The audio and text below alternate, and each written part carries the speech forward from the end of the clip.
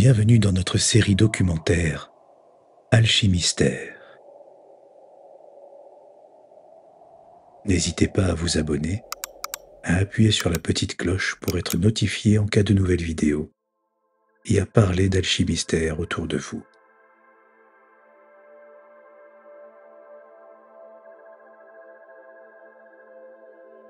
Bienvenue, chers compagnons de route. Dans les épisodes précédents, nous avons exploré Aleph, Bet et Gimel, les 3 premières lettres sacrées qui nous ont permis de poser les fondements de l'alchimie et de tracer les premiers contours de l'œuvre.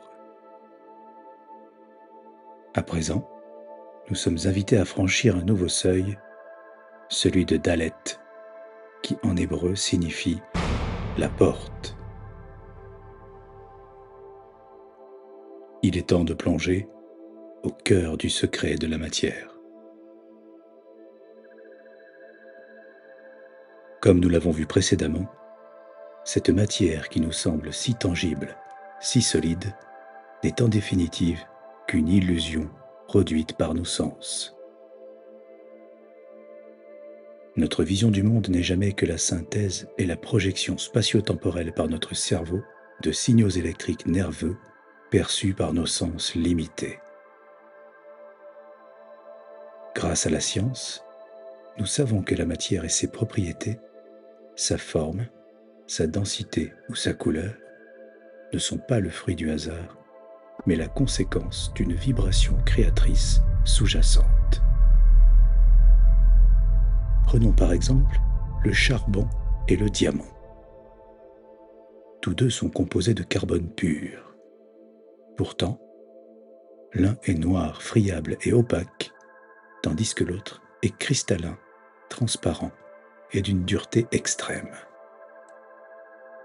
Leur différence réside dans le plan de leur structure atomique, elle-même déterminée par des forces vibratoires invisibles, couplées à des conditions de pression et de température qui ont ou non aligné la matière. Pour l'alchimiste, ce plan vibratoire est la trame secrète qui soutient et façonne tout ce qui existe et constitue ni plus ni moins que la clé de transmutation.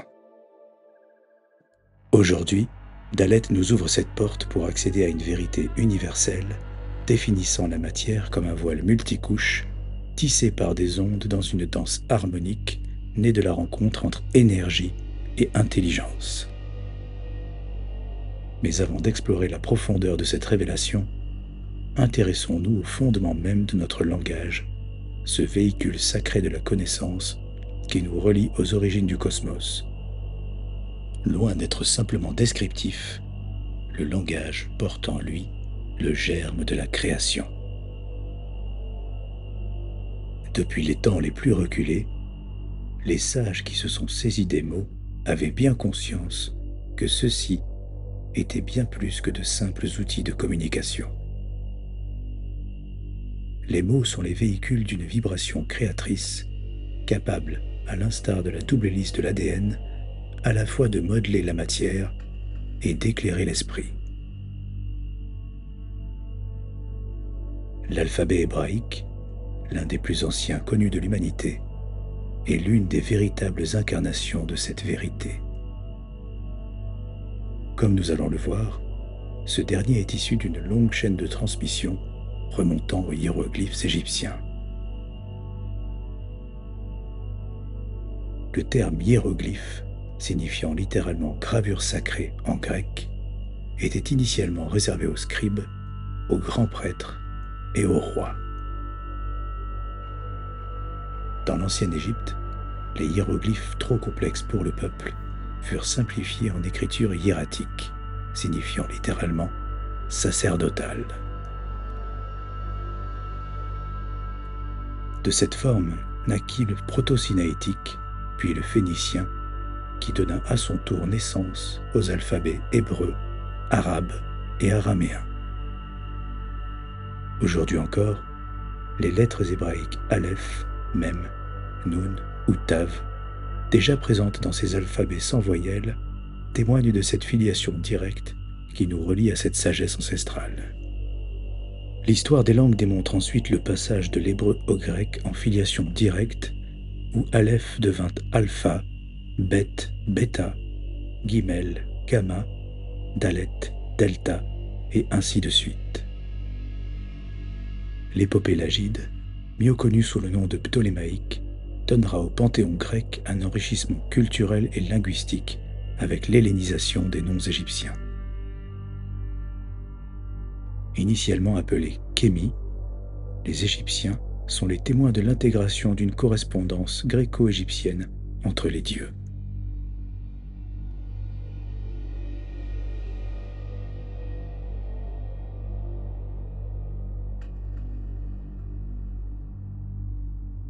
Ces correspondances se sont ensuite ancrées dans la langue latine et dans le panthéon des dieux romains, où l'alphabet étrusque, variante occidentale de l'alphabet grec ancien, a joué le rôle de relais et d'intégrateur. Pour plus d'informations sur les correspondances alchimiques dans les grandes civilisations, nous vous invitons à consulter la grande table de correspondance sur notre portail www.alchimistère.com. L'arbre séphirotique, que nous avons évoqué dans notre 3e épisode, nous enseigne que chaque lettre renferme bien plus qu'un simple symbole graphique. Elle est une énergie vibratoire, un véritable pont entre le visible et l'invisible. Comprendre cette transmission, c'est reconnaître que notre langage est un héritage sacré, porteur des secrets de l'univers. Les alchimistes, conscients de cette puissance, ont développé une méthode subtile et efficace pour préserver ces connaissances, la langue des oiseaux. Comme nous le verrons dans cet épisode, il s'agit d'une méthode de transmission ésotérique où chaque mot comporte plusieurs sens et constitue autant de clés pour percer les mystères et ouvrir de nouvelles portes.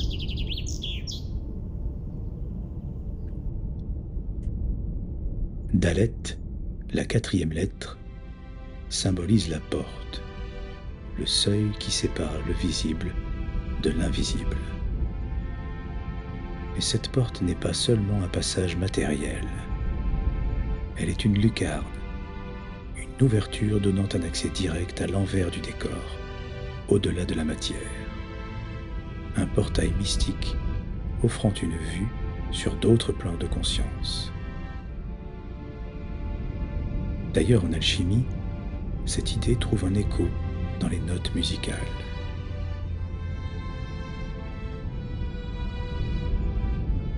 Tout comme une clé ouvre une portée musicale, Dalet ouvre un chemin vers l'harmonie universelle. Les 7 notes de musique sont associées aux 7 couleurs de l'arc-en-ciel et aux 7 planètes de l'Antiquité, témoignant par la même occasion d'une même structure fondamentale. Les alchimistes croyaient que tout dans l'univers obéissait à une loi d'harmonie. Cette idée, connue sous le nom d'harmonie des sphères, postulait que les planètes émettaient des vibrations musicales. Vous êtes-vous déjà demandé pourquoi les notes de musique ont été nommées ainsi ? La réponse va sans doute vous surprendre. Guido d'Arezzo, au IXe siècle, a nommé les notes en s'inspirant d'un hymne latin emprunté à un poème de Paul Diacre. Ut queant laxis, resonare fibris, ira gestorum, famuli tuorum, solve polluti, labii reatum, sancte Ioannes. Que tes serviteurs chantent d'une voix vibrante les merveilles de tes actions. Absous le péché des lèvres impures, ô Saint Jean. Le ut, plus tard remplacé par do pour dominer, Dieu, montre que même la musique, dans ses fondations, était liée au sacré.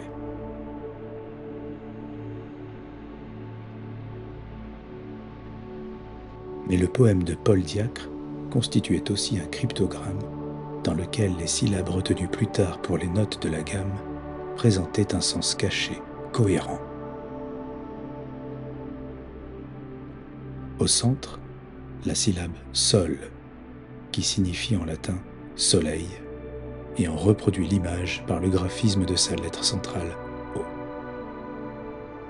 Cette lettre O est la transcription latine de la lettre grecque oméga, dernière lettre de l'alphabet.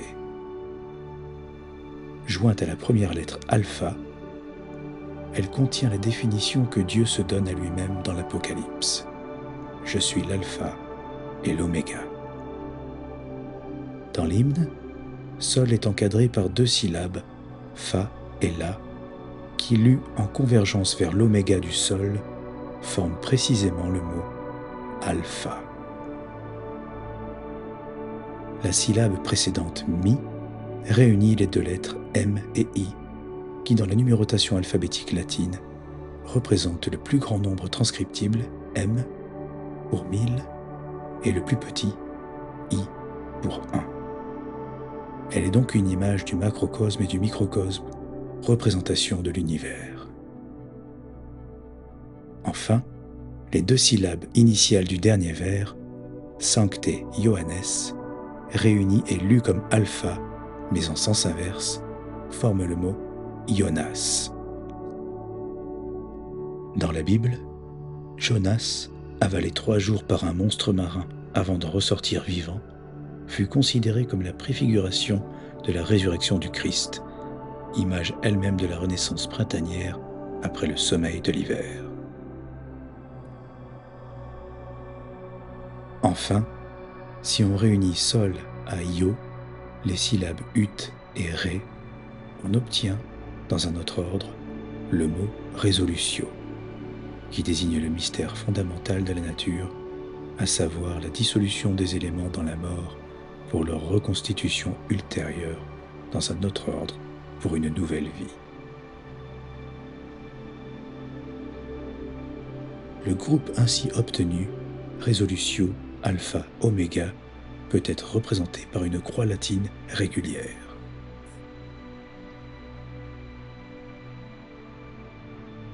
En choisissant cet hymne pour les syllabes de son solfège, Guido d'Arezzo consacrait en quelque sorte une valeur symbolique reconnue antérieurement. Si cette explication vous semble farfelue, vous pourrez regarder par vous-même dans le Larousse en cherchant l'origine des notes de musique. Mais revenons-en aux notes de musique, dont l'harmonie s'étend au-delà des sons. La synesthésie est un phénomène neurologique non pathologique par lequel 2 ou plusieurs sens sont associés. Les personnes qui en sont dotées peuvent par exemple entendre des couleurs ou voir des sons, ce qui témoigne de la réalité d'une interconnexion des plans et des sens. Michael Mayer, célèbre auteur de l'Atalante fugitive, médecin et alchimiste du XVIIe siècle, voyait dans les intervalles musicaux des liens avec les distances célestes. Une tierce entre la Terre et la Lune, une quinte entre la Lune et le Soleil, et une octave jusqu'au ciel. Dalet, à la fois porte et clé, nous invite à franchir ce seuil vers une compréhension multidimensionnelle de l'univers où la matière, la musique et la lumière trouvent leur point comme un. Franchir Dalet, c'est aussi pénétrer dans le royaume de l'œuvre noire, appelé la phase de Nigredo. Cette phase est celle de la purification, où la matière brute est mise à nu, débarrassée de ses scories et de ses passions viles, et réduite à son essence première. Dans l'arbre séphirotique, Dalet correspond à Malhut, le royaume terrestre, où la densité matérielle est à son paroxysme. D'ailleurs, si nous avons travaillé lors des 3 premiers épisodes sur les 3 séphirotes situés en haut de l'arbre, formant un triangle, Keter, Chochma et Bina, la séphira Malhut, elle, est située tout en bas de l'arbre, Pour l'atteindre, il faut donc repartir de Keter, traverser la non-séphira d'Ahat, qui signifie la connaissance, et former une croix chrétienne jusqu'à la racine de l'arbre où siège Malchut. Sous cet éclairage, la phrase prononcée par Jésus dans l'Évangile selon Matthieu, chapitre 16, verset 24, prend tout son sens. Alors Jésus dit à ses disciples, « Si quelqu'un veut venir après moi, qu'il renonce à lui-même, qu'il se charge de sa croix et qu'il me suive. » Le voyage de l'être peut alors commencer. Le Nigredo est non seulement une descente introspective et féconde, mais aussi une renaissance. Tout comme la germination qui met fin à la vie latente dans le processus naturel appelé quiescence, la matière doit mourir, être décomposée et être purifiée pour révéler sa véritable nature. Voilà pourquoi cette étape, appelée putréfaction par les anciens, constitue une mort symbolique. Dans le laboratoire alchimique, cette phase est marquée par la calcination, où le feu consume le superflu. Or, ce feu est aussi intérieur, car c'est en lui-même que l'alchimiste doit affronter ses propres ombres, ses désirs et son ego. Tout ce qui est impur doit être sacrifié pour permettre de renaître à la lumière. Dalet, la porte, nous ouvre un passage pour que l'alchimiste effectue 3 passages. Il est alors logiquement confronté à son trépas. Il regarde alors au fond du puits intérieur son propre reflet et observe celui de la voûte étoilée en miroir, dans une descente singulière au cœur de la matière et de soi-même.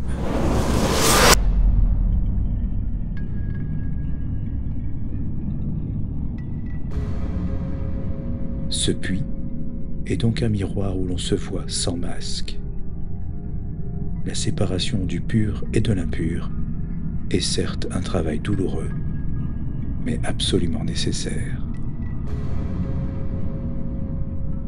Dalet n'est pas simplement une porte, c'est le premier passage vers la quête de lumière. Franchir ce seuil, c'est percer la paroi visible de la matière pour entrevoir l'envers du décor.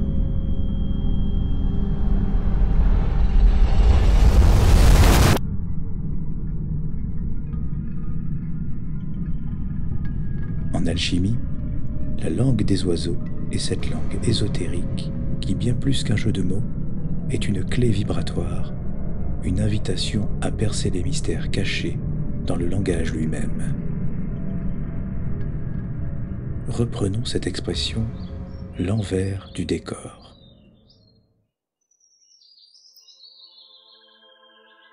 À première vue, elle nous appelle à regarder au-delà des apparences.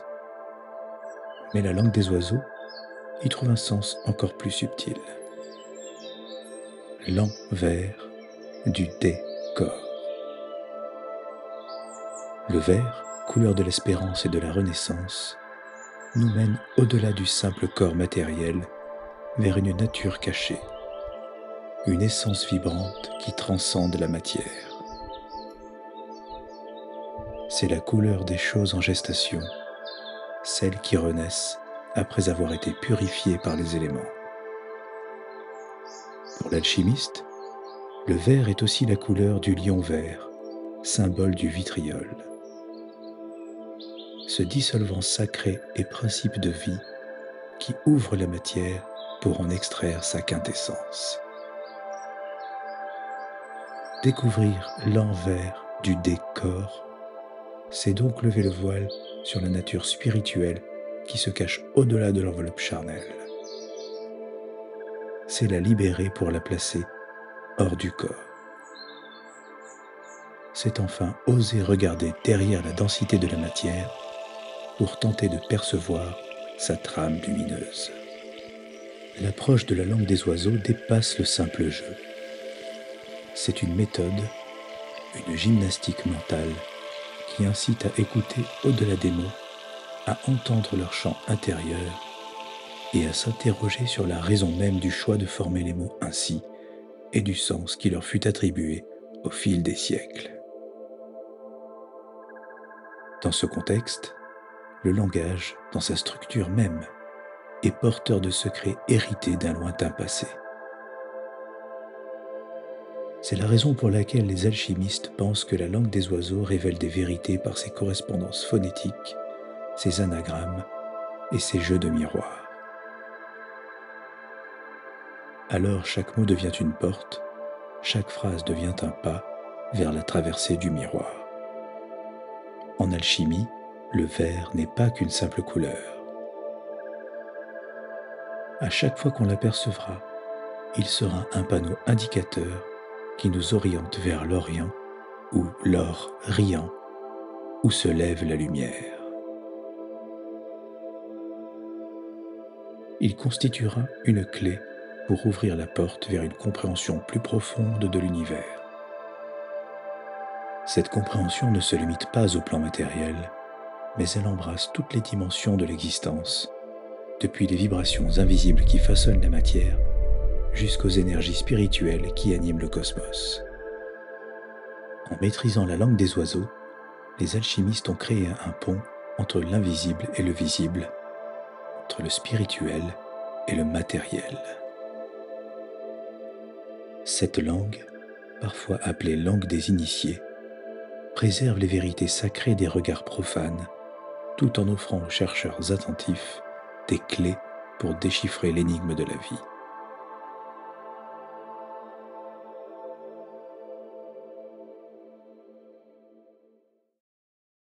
En conclusion, Dalet n'est pas qu'une simple porte vers l'inconnu.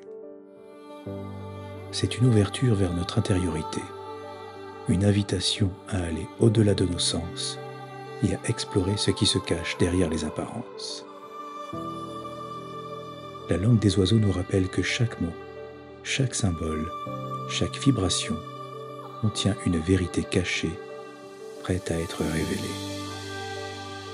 Oser franchir cette porte, c'est franchir le seuil du monde tangible et ouvrir notre esprit à l'espace multidimensionnel qui nous entoure. En somme, c'est découvrir que ce que nous prenions pour un simple décor est en réalité l'expression finale d'un théâtre où se jouent les mystères de l'univers. L'alchimie ne peut se résumer à un art de travailler la matière. Sa quête est avant tout celle de la lumière primordiale, une danse entre l'ombre et la clarté, une exploration de l'essence divine qui anime toute chose. Ce symbole nous invite à dépasser les apparences et à pénétrer l'essence des choses. Se mettre en quête du grand œuvre ne se limite pas à accumuler des connaissances, mais appelle également à vivre ces vérités et à les incarner. Ne nous y trompons pas, l'œuvre noire, bien que sombre et inquiétante, est bel et bien une promesse de lumière. C'est un appel à purifier notre être pour révéler l'or caché en nous-mêmes, à passer du charbon au cristal de diamant. Ainsi, la porte de Dalet nous place face au miroir dans lequel se reflètent nos imperfections. Sommes-nous prêts à descendre dans le puits de notre conscience, à terrasser le dragon de nos passions viles et à renaître à la lumière? Que le chant sacré de la création et de la langue des oiseaux puisse nous guider sur le chemin de la lumière.